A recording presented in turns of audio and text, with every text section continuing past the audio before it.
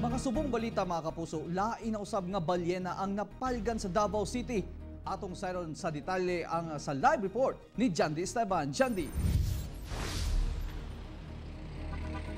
Real, wala pa gyud masuta kung unsa gyud ang tinuod or hinungdan sa kamatayon sa balyena apan posible matud pa nga biktima kini sa dynamite fishing.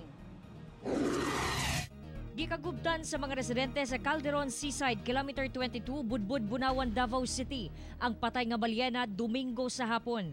Buhi pa, dihang nakita ang balyena sa bakawan sa maong lugar. Apan namatay ra daw gihapon kini. Padulong sa pagdecompose ang balyena, busa nagtinabangay na lang ang mga residente nga birhon kini paingon sa baybay gamit ang pisi. Nasayrang usa kini ka adult pygmy sperm whale ug dunay gitason nga 10.4 feet ug mutimbang og 400 kilos. Samad sa yang diri nga side sa may padulong sa iyang ikog nya kanang nag ano siya tibugol na iyang mga dugo.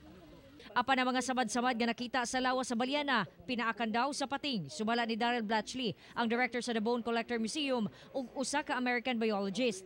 Base sa resulta sa necropsy, walay nakita mga basura sulod sa tiyan sa balyena nga mao'y sagad hinungdan sa ilang kamatayon. Apan nakitaan kini og fishing hook. Either dynamite fishing or heavy sonar activity.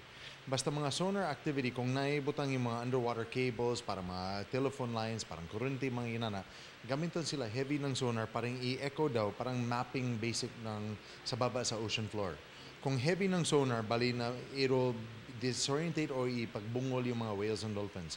Ang gamiton yung whales and dolphins parang pakita yung pagkaon o ipag-navigate sa lalom sa dagat, bali echolocation. So kung bungol sila tungod sa either dynamite fishing or yung sonar, nawala na sila. Dili pwede sila pangita yung pagkaon, disorientate, naigo sila sa baybay. Ipa-analyze pa ang tissue sample sa balyena aron masuta kung unsa bagayod ang hinungdan sa kamatayon niini. Niadtong bulan sa Pebrero, duna usab nakitang patay nga pygmy sperm whale sa barangay Ilang sa Davao City. Niadtong Enero, usa ka Fraser dolphin ang napalgang patay sa baybayon sa barangay Panakan. Samtang Marso 16, usa ka curvier beaked whale ang namatay sa kagutom tungod sa nakaong kapin 40 kilos nga plastic. Kauban si Melchor Awing sa kamera. Ako si Jandy Esteban para sa One Mindanao. Real, nakatakdang i-preserve ang skeleton sa maong balyena o i-display kini sa The Bone Collector Museum. Real. Jandy, makasubo lang ba no nga instead ang tao ang mo-adjust sa environment, ang mga hayop na noon, wala pa plano si Sir Daryl Blatchley nga muduol sa lokal nga panggamahanan aron na mga igtabang nga pakusgan pa o utang hait ang balaod aron masilutan ang mga nagabuhat niini.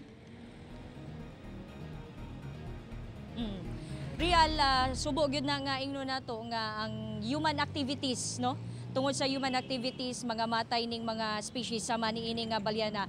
Ug sa side pod ni sa American biologist nga si Daryl Blatchley, dugay na niyang ginasangat dito ang iyang reklamo against this solid waste management nga walay ngipon ang balaod kay sagad manggod sa mga kining hinungdan sa pagkamatay sa mga species is kaning basura o kining mga barangay pod nga wala naga-practice og solid waste management. So isa na sa iyang mga concern o ginaawhag usab niya ang mga tao kay lagi change starts within, no, from the within. So ang mga tao dapat sa ilang kaugalingon magbago usab sila, ilabi na din sa ilang pag-dispose sa ilang mga basura. Real. Okay, Jandy.